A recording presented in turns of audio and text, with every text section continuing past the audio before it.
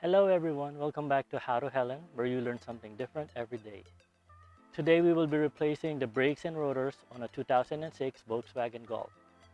While doing this, we will be counting the number of special tools we will be needing to do this job. You will be surprised how many special tools we will be needing for this job. And I believe this is the reason why mechanics charge more when they work on German cars. I will be putting a counter up there in the screen so we can count how many special tools I will be using. I already jacked up the car and put it on a stand so it saves us time. Now, if you don't know how to do this yet, then don't do this job. You can tell just by looking at the rotors that we really need to replace it already. It is all rusted and the ends are not round anymore. Remove the brakes with a 13mm socket. Now you will also need a 15mm open wrench to prevent this nut from spinning. This is the first special tool that you will be needing. If you have a regular open wrench, a 15mm open wrench, it will not clear the flange for the nut that's inside the brake ball. So with a slimmer open wrench, it will be able to clear the flange.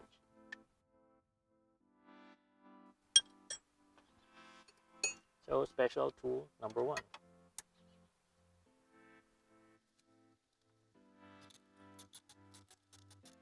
Do the same thing with the nut at the bottom.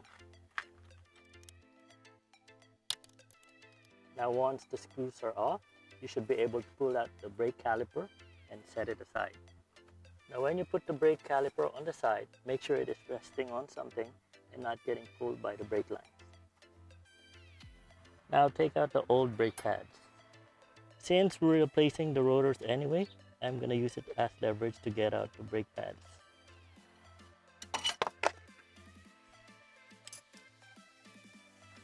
To remove this brake caliper bracket, you need an 8mm hex bit socket for this two bolts.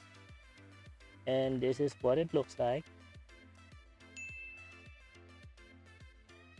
Without this, you won't be able to remove these two bolts. I just bought it for this job. Another special tool that we will be needing.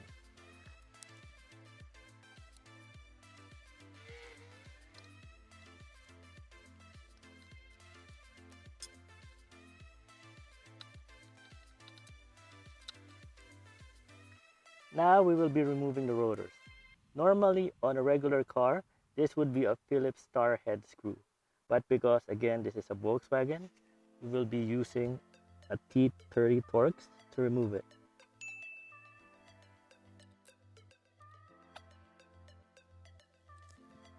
This next step is just for personal preference. Before I put in the new rotors, I'll be cleaning the surface mounting area with some metal grinding tips connected to my electric screwdriver.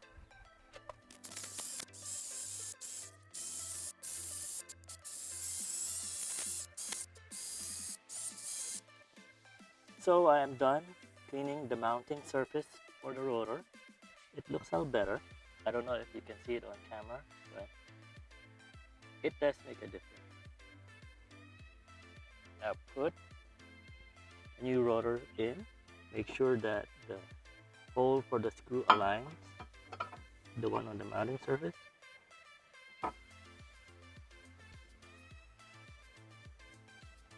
Put the retaining screw in. For me, I'm just gonna put a WD-40 to prevent from any rust and corrosion.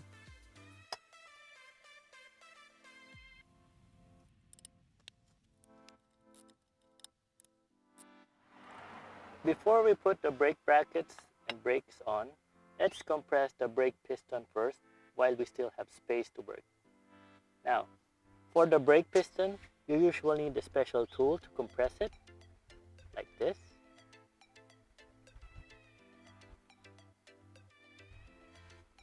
But because this is a Volkswagen, you will need a brake piston tool that will press the brakes in, at the same time turn it. So I think I will give 2 points for that, because you need a special tool and a special tool just because this is a Volkswagen. Alright, so let's line up the ears on the piston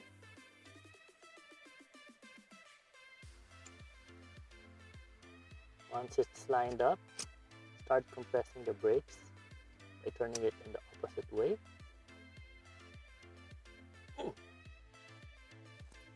And of course, it's so hard to turn.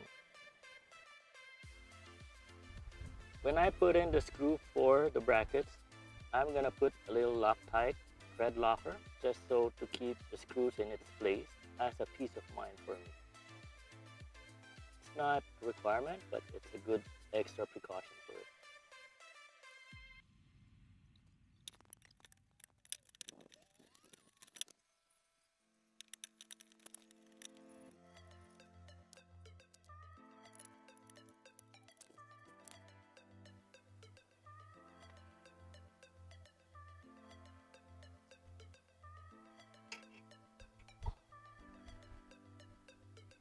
Don't forget to use your number 8 hex bolt for this screw.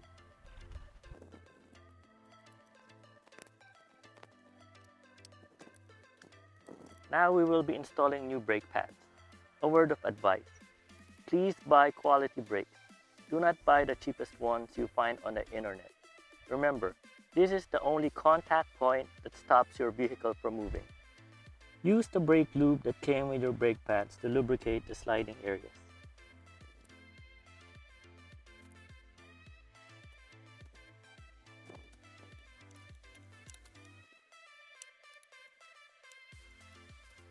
Now put the brake caliper back, hoping that the compression with it is enough to clear the brakes.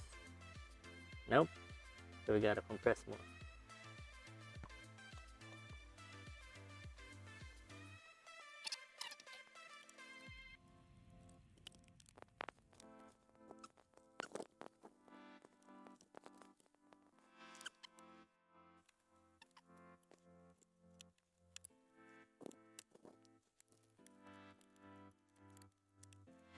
So just for informational purposes, you have to press the caliper down on the brake so this rabbit ears would push down, which is making it hard for me to push in and put the screws on. Just so you know when you do this on your car. Now lock the caliper in place. Make sure you use the open slim wrench to hold on to this nut so it doesn't go around. And that's how you replace brake pads and brake pad rotors on a 2006 Volkswagen Golf. Now if you counted with me, I believe I used 5 special tools to do this job. That is the reason why some mechanics who work on German cars charge a little bit more.